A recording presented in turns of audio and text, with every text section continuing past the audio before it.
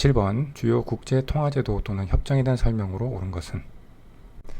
이 문제는 국제통화제도의 변천에 관한 문제입니다. 역사적으로 어떻게 국제통화제도가 변천되는지 살펴보겠습니다. 제일 처음은 금본위 제도였습니다. 이것은 고정환율 제도죠. 각국의 통화 단위를 순금의 일정한 중량으로 고정해서 각국 통화 간에 교환을 할 때 금을 통해서 고정된 비율로 교환을 한 체제였습니다. 그런데 이것이 브레튼 우즈 체제로 바뀌게 됩니다. 이것은 금환본위 제도로서 완벽한 고정환율 제도였던 금본위 제도에 한계가 발생해서 국제수지가 불균형인 상태에서 환율의 변동을 허락하는 조정 가능 고정환율 제도로 변화를 하였습니다.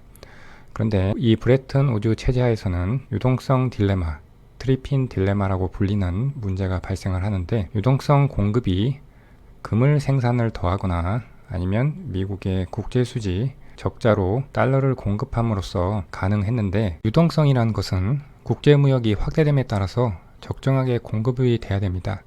그런데 금의 생산에는 한계가 있었기 때문에 미국의 국제수지 적자를 통해서 유동성이 공급되게 됩니다.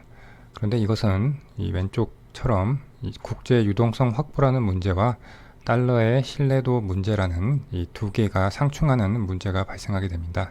즉, 유동성 공급을 위해서 미국의 국제수지 적자가 발생을 해야 되고, 그래서 유동성이 증대가 되는데, 이렇게 되면 달러와의 신뢰도가 하락하게 됩니다.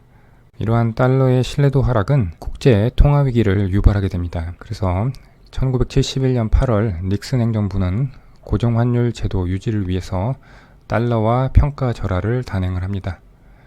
하지만 이 조치도 얼마 가지 못하고 76년 1월 자메이카 킹스턴에서 기존의 금환본위 제도였던 브레튼 우즈 체제를 페이퍼 골드라고 불리는 SDR 본위로 변경하는 협정을 맺습니다.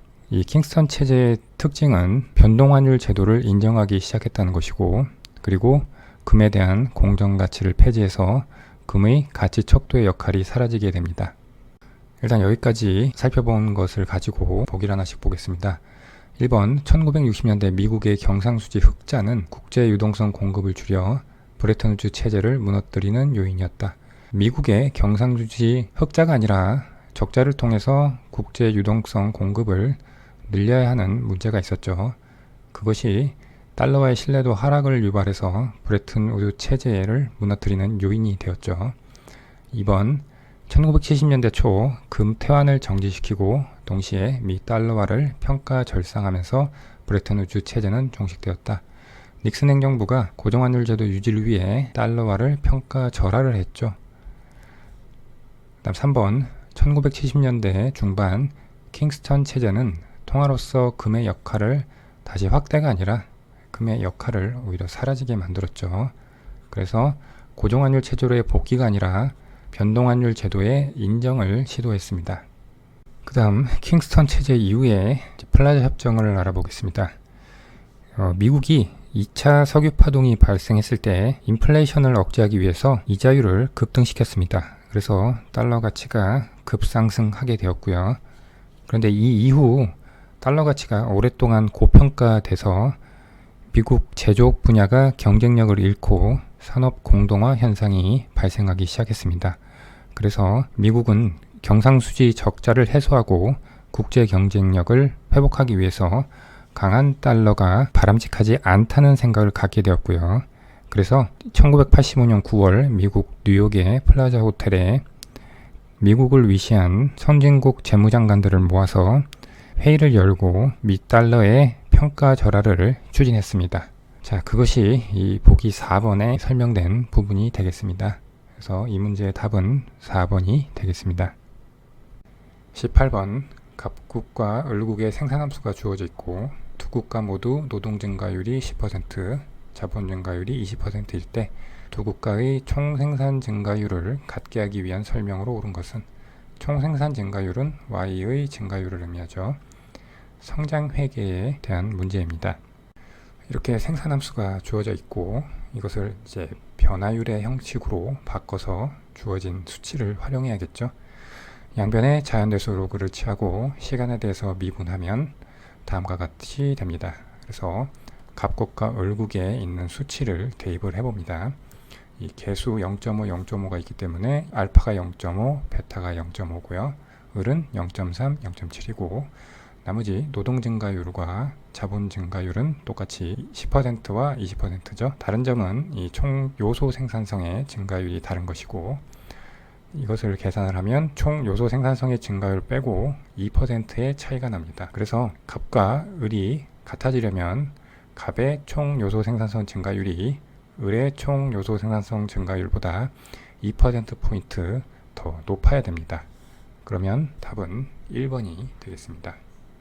19번 갑국의 생산함수가 주어져 있고 자연 실업률이 4%, 저축률, 인구 성장률, 자본의 감가상각률은 모두 10%일 때 솔로 모형의 균제 상태에서 1인당 생산량 스몰 y는 우리는 솔로 모형의 균제 상태 식이 1인당 생산함수의 저축률을 곱한 저축과 인구 증가율과 감가상각률을 더한 것에 1인당 자본량을 곱한 것이 같다는 이 식이라는 것을 알고 있습니다. 이것을 기억하고 이 생산함수를 1인당 변수로 변환을 해보겠습니다. 양변을 노동량 L로 나눠주면 좌변은 스몰 y로 변환이 되고 이것은 스몰 k의 2분의 1승 곱하기 1-u의 2분의 1승이 됩니다. 스몰 y를 스몰 k의 식으로 변환을 했고 이제 우리는 이 균제 상태 식에 이 스몰 y를 대입을 합니다. 그러면 좌변은 s 곱하기 스몰 y가 되고요. 그리고 우변은 n 더하기 델타 곱하기 k가 됩니다. 이것을 k에 대해 정리하면 균제 상태에서의 1인당 자본량이 나오고 이것을 다시 1인당 생산량식에다 대입을 하면 y스타는 다음과 같이 됩니다. 그래서 문제에서 이 u가 4%로 주어졌고 그러면 1-u는 0.96이 되고 그리고 n, 델타, s가 모두 10%니까 계산을 하면 20분의 10이 되죠. 그러면 0.96 곱하기 2분의 1이 돼서 답은 0.48이 되겠습니다. 그래서 이 문제는 2번이 답이 되겠습니다. 20번 같은 집에 거주하는 갑과 을은 일주일마다 한 번씩 청소하기와 쉬기 중 하나를 선택할 수 있고 전략이 청소하기와 쉬기가 있네요. 선택에 따른 효용은 다음과 같다. 그래서 이렇게 보수 행렬이 나와 있고요. 그런데 청소하기를 선택할 때 비용이 10이다. 그래서 이 보수표에서 청소하기 보수에서 10을 빼줘야겠죠. 그런데 갑과 을은 보복을 선택할 수 있다. 보복은 한 사람이 청소하기를 선택할 때 다른 사람이 일방적으로 쉬기를 선택해서 배신을 하면 청소하기를 선택했던 한 사람이 그 다음 주부터 몇 주의 쉬기를 선택해서 서로 효용을 얻지 못하게 만든 것이죠. 그리고 보복기간, 그 몇 주의 쉬기를 선택한 보복기간이 종료되면 둘은 다시 청소하는 관계로 복귀합니다. 쉬기를 선택하는 유인을 줄이고, 즉 배신할 유인을 줄이고 함께 청소하는 협력 관계를 지속하기 위한 보복 기간의 최소값을 구하는 문제입니다. 자, 여기 보수행렬을 다시 그렸습니다. 주어진 보수행렬에서 청소하기 선택할 때 비용 10을 빼서 다시 이렇게 구성을 했습니다. 그래서 청소의 전략을 택했을 때 효용에서 10을 다 빼준 것입니다. 자, 한 사람이 배신을 했을 때 이득을 한번 알아보겠습니다. 그러면 원래 청소의 조합일 때는 3을 얻었었는데 쉬기를 하게 되면 3에서 11로 증가하죠.